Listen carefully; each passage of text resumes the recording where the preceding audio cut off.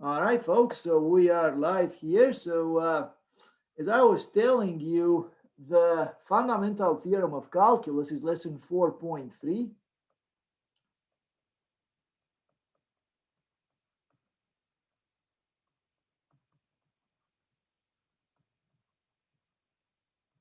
Theorem of calculus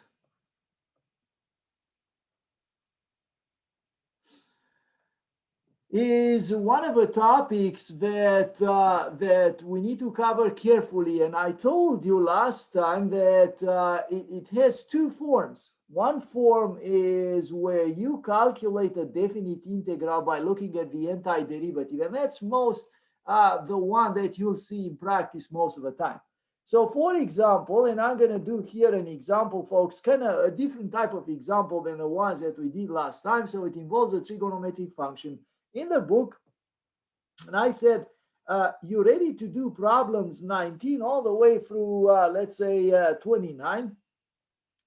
They're all using the same approach of to the fundamental theorem of calculus, which, by the way, is the second part of the lesson. So I said that I usually like to start with the second part and then cover the first part in the next lesson. Today we're going to cover the first part, but first let's review what we learned up to this point about the fundamental theorem of calculus. So we learned something like this. We learned that the integral from pi over 6 to pi of sine of theta d theta, for example, so theta, by the way, Greek letter t, can be calculated by looking at the function f of theta equals sine theta and saying, so you look at the function here between the integral sine and d theta, and you're saying, well, what is the antiderivative of this guy? Well, the antiderivative is, and you're going to say, you know what, capital F of theta equal to the antiderivative of sine is going to be, folks, remember, negative cosine. So negative cosine theta. So this is the one that you can use here, and you can say, you know what, this is by the fundamental theorem of calculus, capital F of pi, the upper bound here, minus capital F of pi over 6. So that boils down to, and I'm going to take the calculation, I'm going to complete it here, boils down to saying, well, capital F is negative cosine, so it's negative cosine of pi minus, and then the next thing is, so that's one thing, negative cosine of pi over 6. All right, folks, so this is going to be the final answer. And now, again, I told you we don't need much of trigonometry in Calculus 1. In Calculus 2, totally different story. But in Calc 1, all you need to know is some values of these. And even these you can actually calculate using Desmos, for example. But it's a little tricky because, the change from radian to degrees confuses a lot of people. So you might as well, memorize a bunch of values of cosine. For instance, cosine of pi, because the way cosine go, the way on the trigonometric circle, pi is on the east side as you look at the trigonometric circle, and cosine is the x coordinate there. So that's going to be -1, and this is going to be -1. Um, and then minus, and over here we have negative cosine of pi over 6. Now for cosine of pi over 6, by the way, is the 30-degree angle. This is going to be, this is square root of 3 over 2. So it's minus negative square root of 3 over 2. So all of that will be, folks, 1 plus square root of 3 over 2. If you look carefully here, that's going to be your answer for this particular problem. Now, this is not a terribly difficult problem. In fact, none of the problems with the fundamental theorem of calculus, where you have to calculate integrals like this, none of them is difficult. So So as a pointer for you when you take a test and you see a problem like this, just remember that the problem is really about doing an antiderivative. It's nothing more complex than that, and then evaluating that at the bounds. So this is one of the things. Believe it or not, simple as it is. A lot of kids forget about that when they move on to calculus 2, and they do all sorts of other things that are complicated, and they don't remember for whatever reason this simple fact. So I want you to remember this simple fact that when you calculate an antiderivative, you're not doing anything clever, folks. You just when you calculate an integral like this, a definite integral, you're not doing anything clever. You're just calculating an antiderivative and evaluating that at the bounds. So that's all there is. For example, I'm going to do one more example, and that's going to be it. Then we'll take a look at the other side of the story. So number 27 of section 4.3 says calculate the integral from 0 to 1 of u plus 2 times u minus 3 du.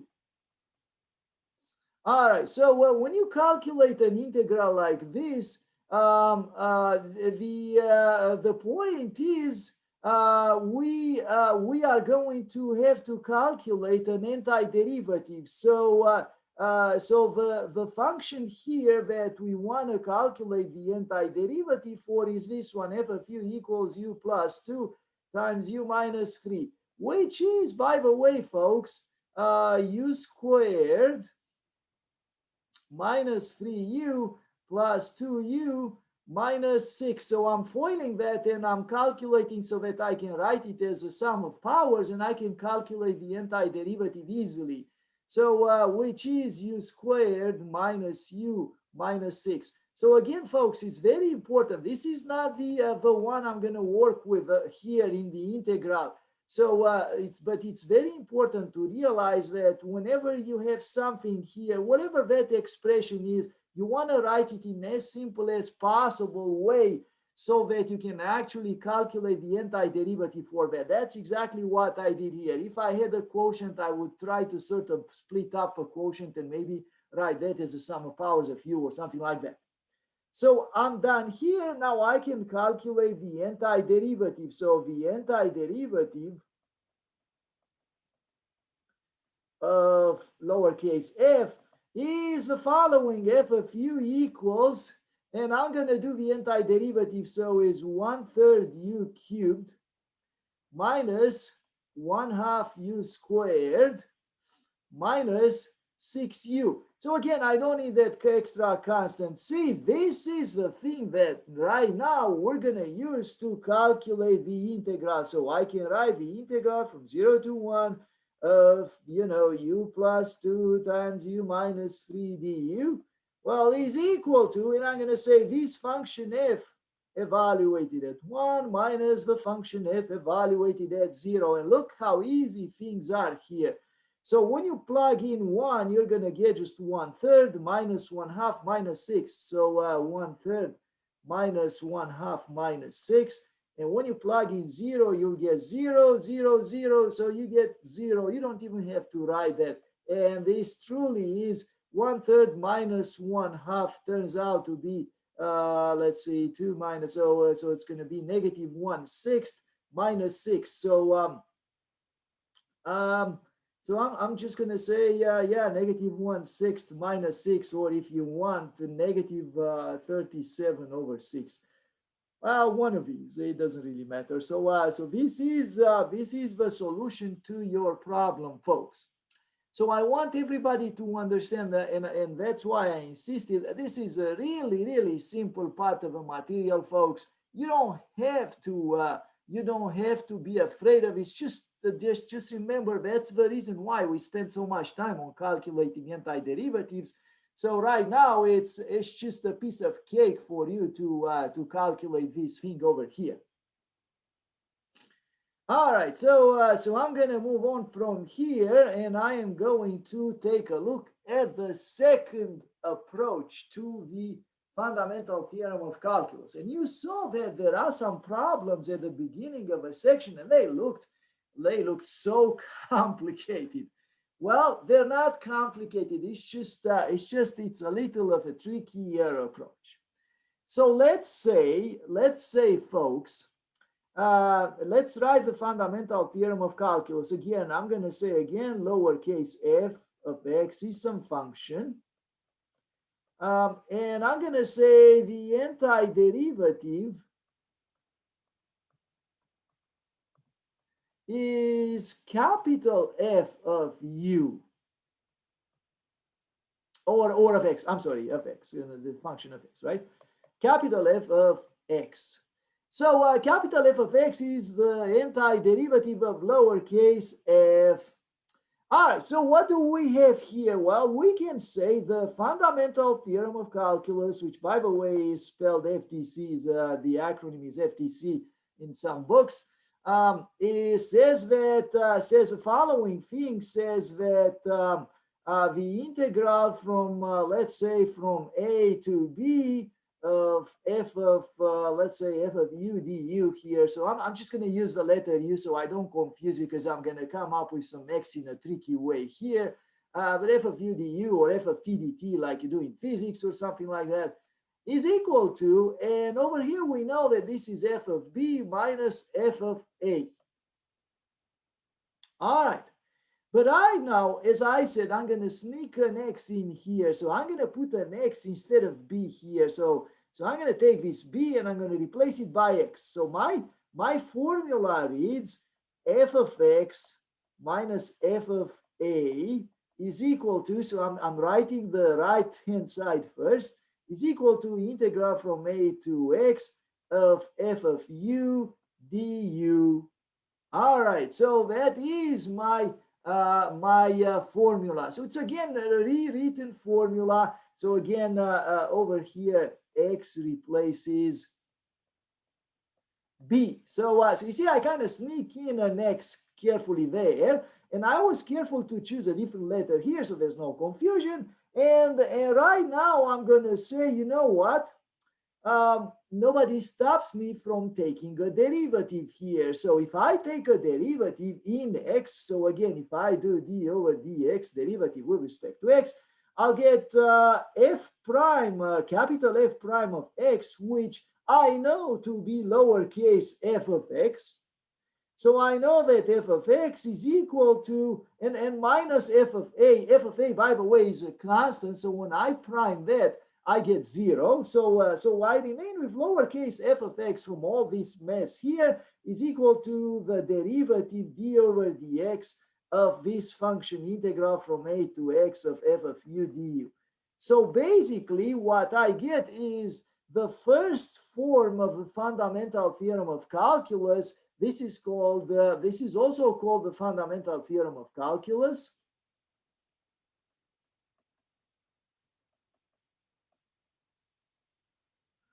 Sorry about that, folks. Here we go. Oops. Of calculus,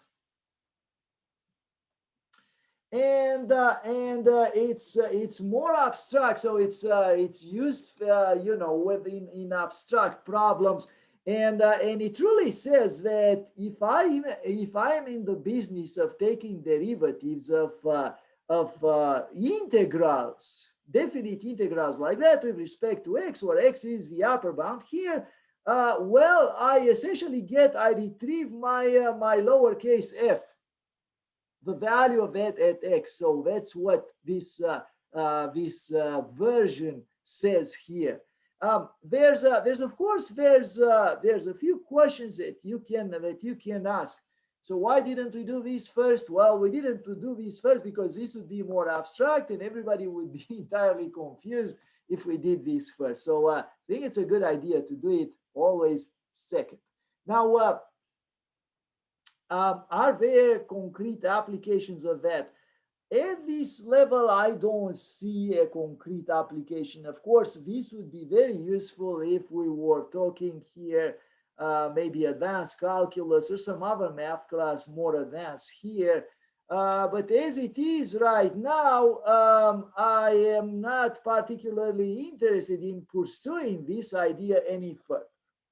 So let's look in the book and let's see if we can solve some of those problems there. Notice how A is irrelevant here in the formula. So because I'm calculating a derivative, and as you can guess, if you change A to some other constant A prime, it doesn't really matter because it's the same as adding a constant, but when you take the derivative of a constant, you get zero. So that's why A is irrelevant in this formula. So, so the next page, on the next page, I will do an application, and that application will be the following. So number 7 of section 4.3, g of x is equal to integral from 0 to x of square root of t plus t cubed. And this is dt. Now this is a function with respect to t. And this function, you can have a derivative of that's exactly what it's asking, to find the derivative, to find g prime of x. So again, the trick is here, you don't really need to know how to calculate this integral. It's actually almost impossible to calculate the way it is. However, you can calculate the derivative of that with respect to x as a function in x. And that is very simple. If you look at the structure of a problem, we have a function here that we integrate from 0 to x. As we said, the lower bound is irrelevant, the upper bound is the important one, and when we do the derivative, we just get the function that's written over here, which function is, by the way, folks, f of t equals square root of t plus t cubed. This function evaluated at x. So what we're going to get, f of x, or in concrete terms, it's going to be square root of x plus x cubed. So folks, this is the answer, and the result really is obtained simply substituting x in the formula that we have here. So it's a very simple thing in a way. All right, so this is our first problem here. Now, of course, problems can get a little more complex. What if, and I invite you to do problem 8. Problem 8 is the exact same type of question. Likewise, problem 9 will be the exact same type of question, and problem 10 will be the exact same type of question. So numbers 7 through 10, same type.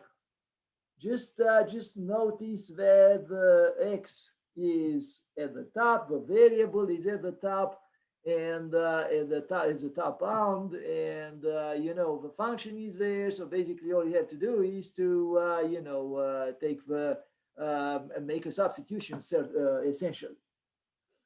So let's actually do let's do problem 10. So just so you have an idea again, so you don't feel like I'm cheating you in a way here.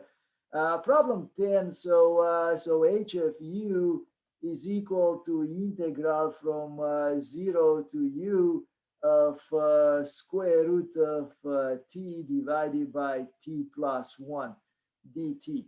All right. So h prime, because that's what's asking, h prime of u, folks, again, you just have to notice that, the bound is here, and there's 0 here, and there's square root of t over t plus 1. So that's going to be equal to simply take the function that's here and substitute u in the formula. So that's as simple as saying square root of u over u plus 1. But again, you have to remember, you have to check that the structure is there, the structure of a problem. So the answer is as simple as just a substitution like that. All right, folks. Now, let me give you an example of something that's not necessarily as simple as the one earlier. So what if somebody says, and there's a convention here. So all the time, all this time, we denoted integrals like this: integral from 1 to 2 of, I don't know, so let's say x squared plus 1 dx, right? But what if somebody is gotten into his head or her head to change the bounds here? Wouldn't it make sense to have a definition for that? It would make sense. So since we always talk oriented areas, it would make sense to say, well, if I'm covering the area from 1 to 2 under the graph of a function, I get some number here like 4, for example. Well, if I cover it so now again, remember, I go from 1 to 2. If I cover it the other way around from 2 to 1, it might make sense to say that that would be a negative area. So I'm going to define, folks, the integral from 2 to 1 of something like x squared plus 1 dx to be, and be careful here. So again, I'm putting the higher number at the bottom and the lower number at the top. So this, by definition, is negative the usual integral from 1 to 2 of x squared plus 1 dx. All right, so this is what happens over here. The calculation that we are doing here is well, so this extends to all the other situations. So when you have a bound, that's lower, so when you have bounds like this, where the lower bound is at the top and the upper bound is at higher number is at the bottom, you're gonna change it with a negative. So now, would that make sense when you calculate integral? So now let's see. So, well, it would make sense, and you know why? Because the integral from 1 to 2 of x squared plus 1 is simply, now let me tell you this, so the antiderivative of x squared plus 1 is f of x given by the formula 1/3 x cubed plus x. So the antiderivative that we're looking at here is, so when we calculate this integral, we get f of 2 minus f of 1. However, when we calculate this, if we were to apply the fundamental theorem of calculus, we would get f of 1 minus f of 2.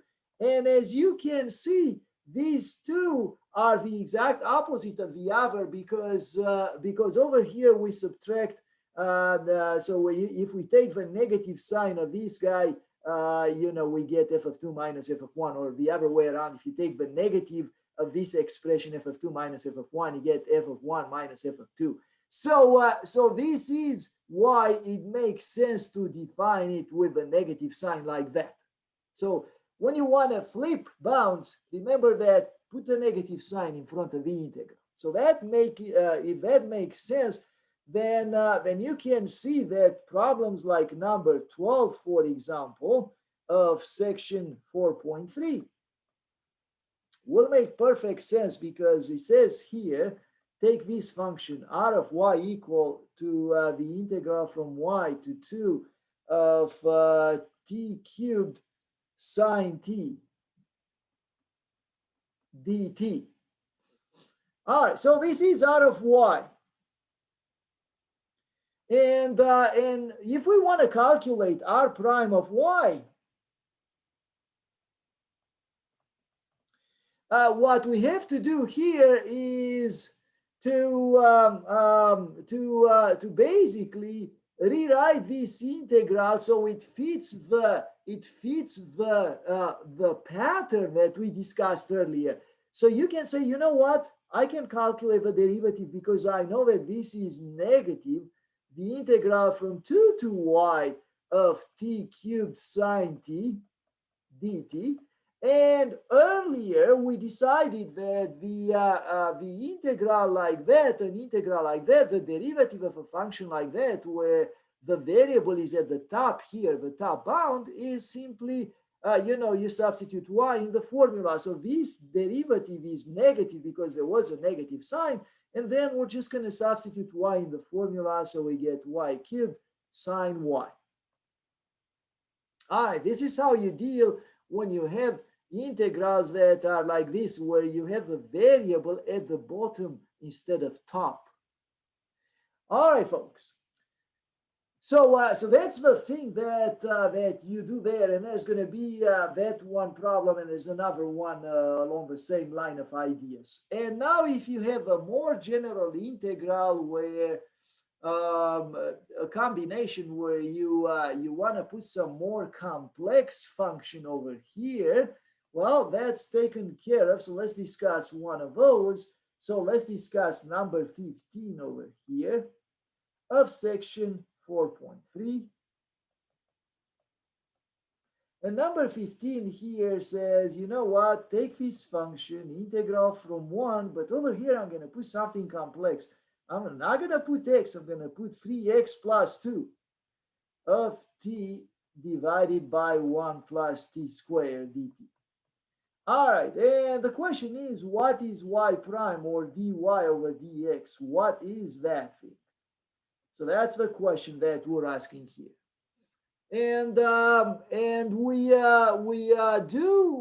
do the calculation here by simply, folks, applying the chain rule. Just remember, if this was simply x, the chain rule says you just take the derivative there. So y prime will be, think of this as being simply x for the moment. So then y prime will be this quantity that's here, substitute in the formula. So it will be 3x plus 2 divided by 1 plus 3x plus 2 squared. And then you will say times, and then you will take the derivative of this guy here. Remember, when you do the derivative of the composition of two functions, you do the derivative of a function, the simplified version, and then you say times the derivative of the whatever that substitution quantity is. So in this case, 3x plus 2 prime.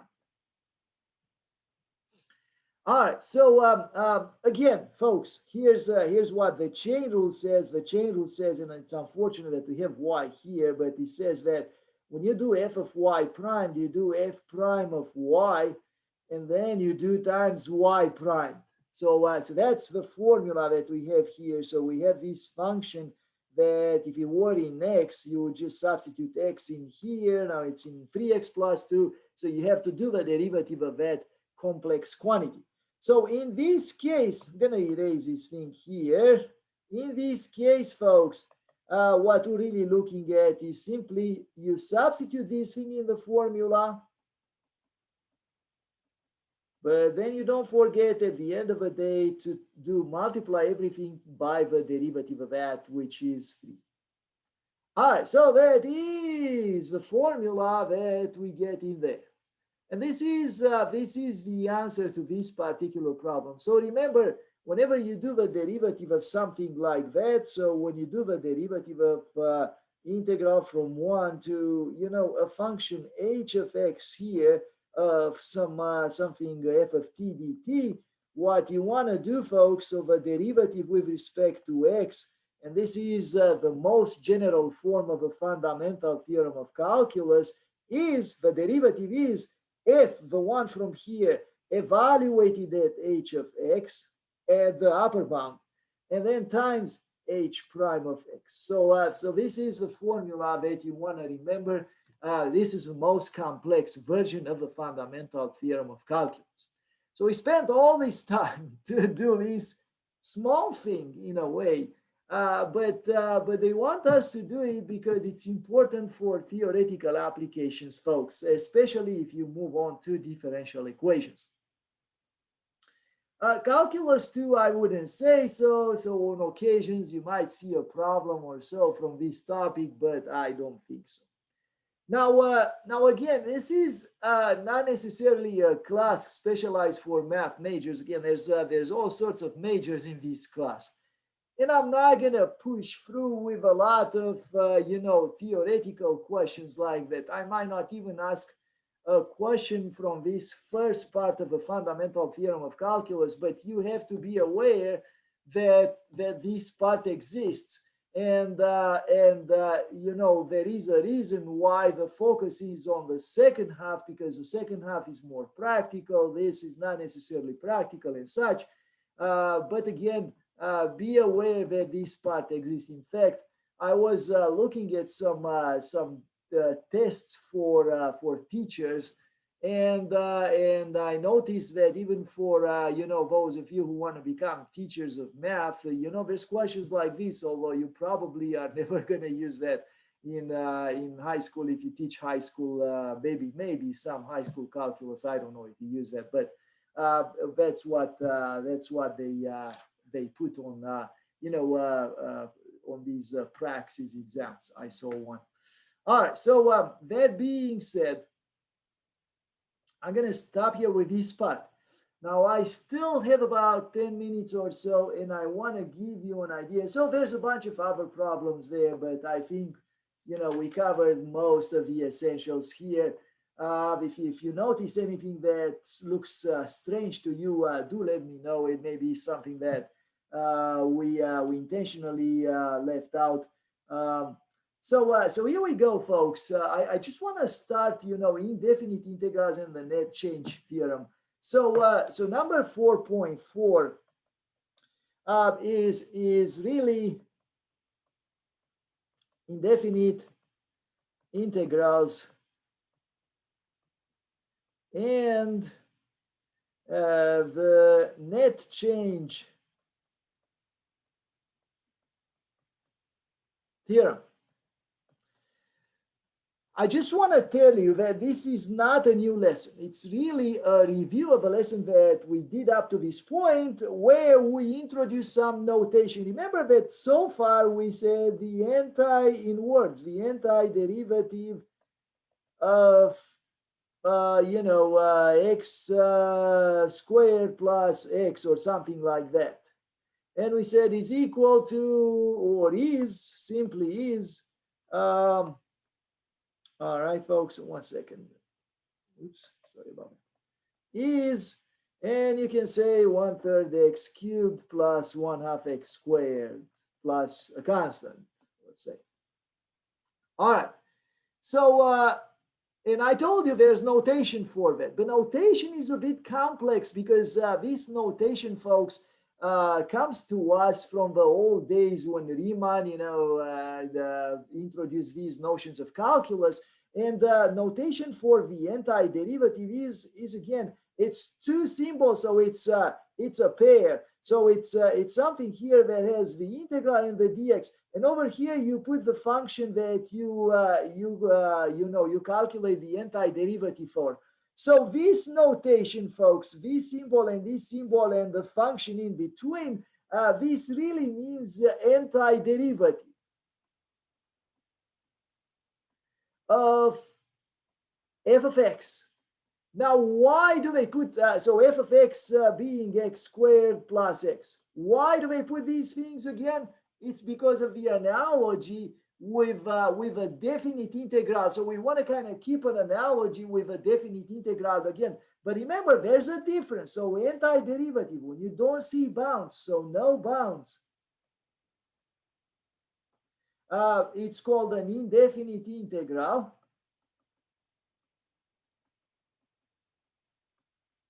Indefinite for the obvious reason, right? It's not defined as an area between two bounds or something like that. And what that really is, folks, and everybody should remember that, because there's a lot of people who are confused. That means antiderivative. It's just another way of saying antiderivative. So it's a way for mathematicians to shorten their writing and put that into some sort of equations and such. So this is, again, to denote the antiderivative, we use this type of notation. And what they say net change theorem is just the fundamental theorem of calculus. So when you do the fundamental theorem of calculus, you are calculating, say, something from 1 to 2 of x squared plus x dx. What you are doing, you are calculating the antiderivative of this guy and evaluating that from 1 to 2. So the antiderivative of x squared plus x dx, and evaluate that. And people write it this way: evaluate that from x equals 1 to x equals 2. So instead of writing f of 2, capital F of 2 minus capital F of 1, people write it this way for, again, for whatever reason, just to have a mathematically encoded way, folks.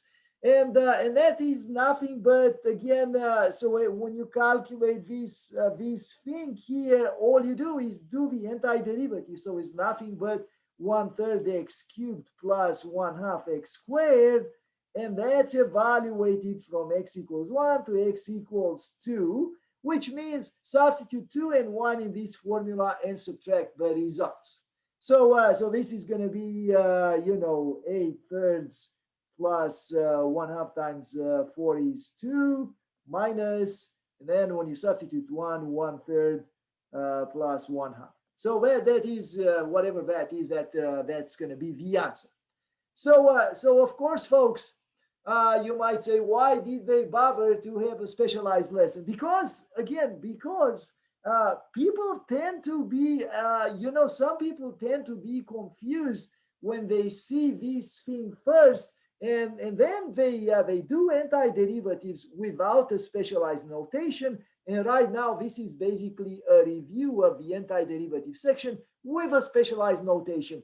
There's nothing new here. It's just rewriting the formulas from antiderivatives with this specialized notation, which is what we are going to do next time. So I'm not gonna rush through this lesson. Again, there's nothing, absolutely nothing new. It's just a review. All the problems are a review of the, in 4.4 here are a review of the problems with, if you want a review of antiderivative questions and the fundamental theorem of calculus questions.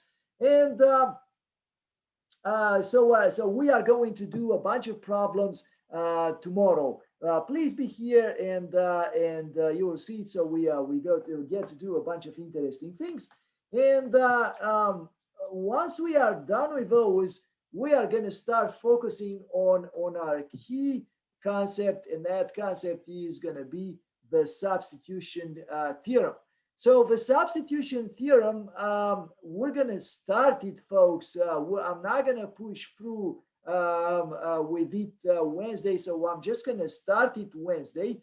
We're gonna focus on taking our quiz Friday, so that's a different thing, and then we're gonna refocus on the substitution rule, the substitution theorem. We're gonna refocus on that Monday after the quiz. All right, so this is my plan for this week.